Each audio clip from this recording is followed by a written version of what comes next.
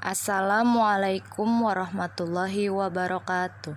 Perkenalkan, nama saya Azhar Galia. Saya dari kelas S6A.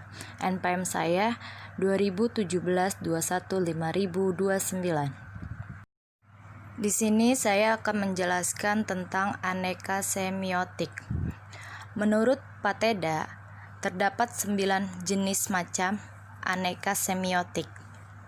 Yang pertama, semiotik analitik. Ialah semiotik yang menganalisis sistem tanda.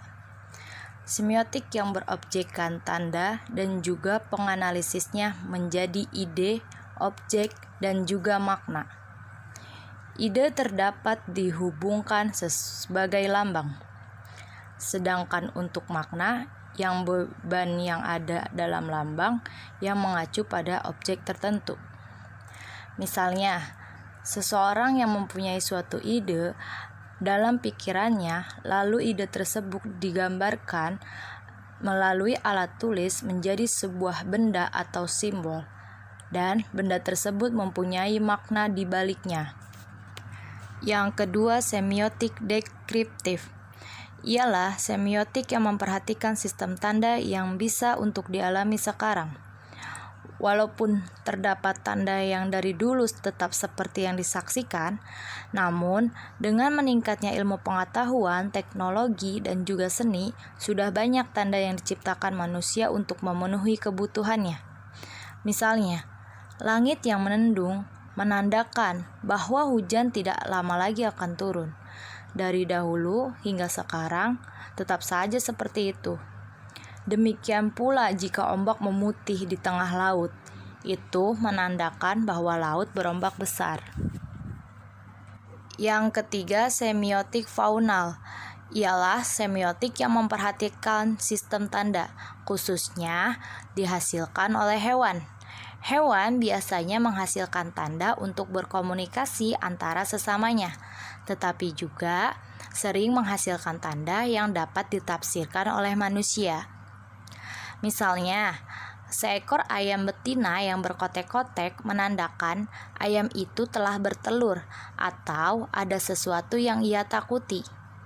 Tanda-tanda yang dihasilkan oleh hewan seperti itu menjadi perhatian orang yang bergerak di dalam bidang semiotik faunal.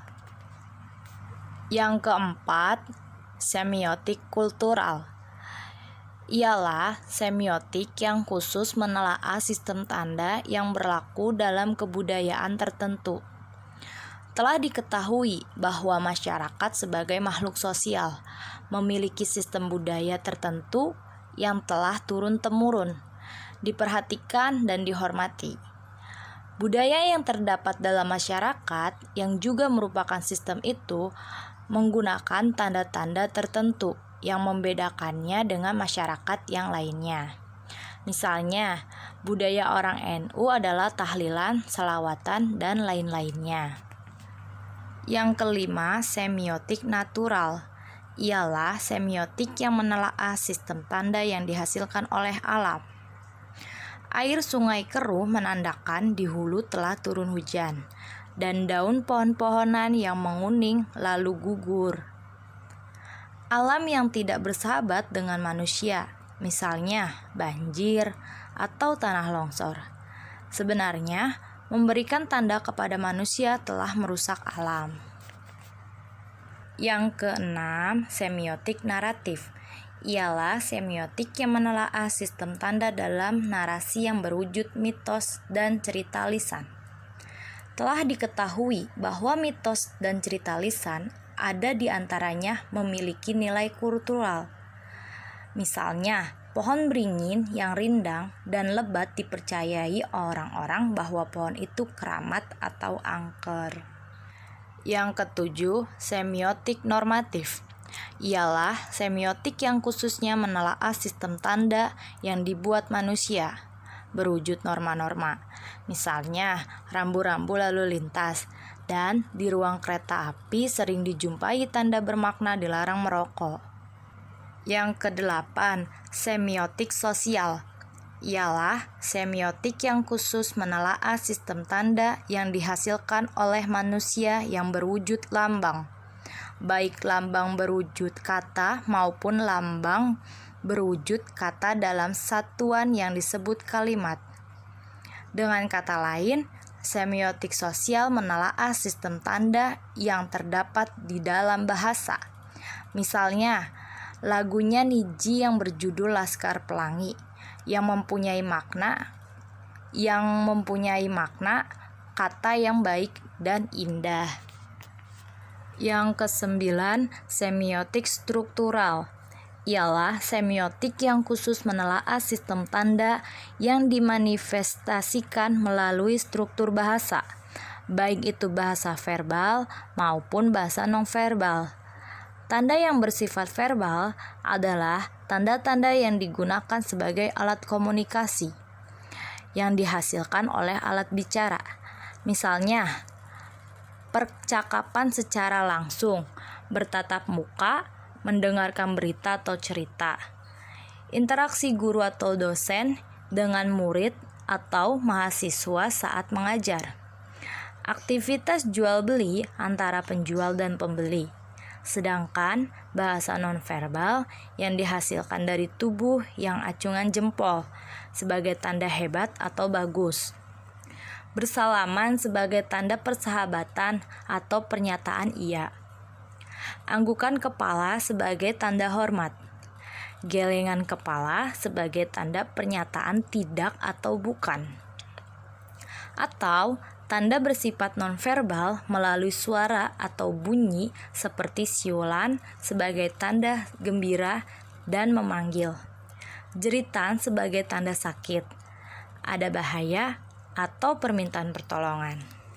Selanjutnya, hubungan semiotik dengan semantik bahasa Indonesia. Semiotik dengan semantik bahasa Indonesia menguraikan tentang pengertian suatu tanda sesuai dengan arti yang disampaikan. Semiotik dengan semantik merupakan tinjauan tentang sistem tanda yang dapat sesuai dengan arti yang disampaikan. Dalam bahasa semiotik dengan semantik merupakan perwujudan makna yang ingin disampaikan oleh penuturnya dan disampaikan melalui ekspresi wujudnya. Wujud tersebut akan dimaknai kembali sebagai suatu hasil persepsi oleh pendengarnya. Perwujudan makna suatu bahasa dapat dikatakan berhasil jika makna atau arti yang ingin disampaikan oleh penuturnya melalui kalimatnya dapat dipahami dan diterima secara tepat oleh pendengarnya. Jika ekspresi yang ingin disampaikan penuturnya sama dengan ekspresi dengan persepsi pendengarnya. Contoh, ambulan yang meluncur di jalan raya.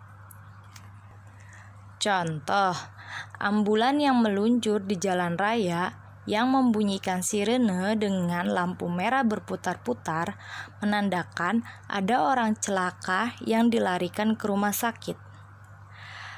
Tafsiran tanda ini berbeda jika sirine itu menandakan bahwa ada pembesar yang lewat. Begitu pula sirine yang disertai lampu merah berputar-putar. Berbeda tafsirnya jika hal itu berasal dari mobil pemadam kebakaran. Sekian dari saya penjelasan tentang aneka semiotik dan hubungan semiotik dengan semantik bahasa Indonesia.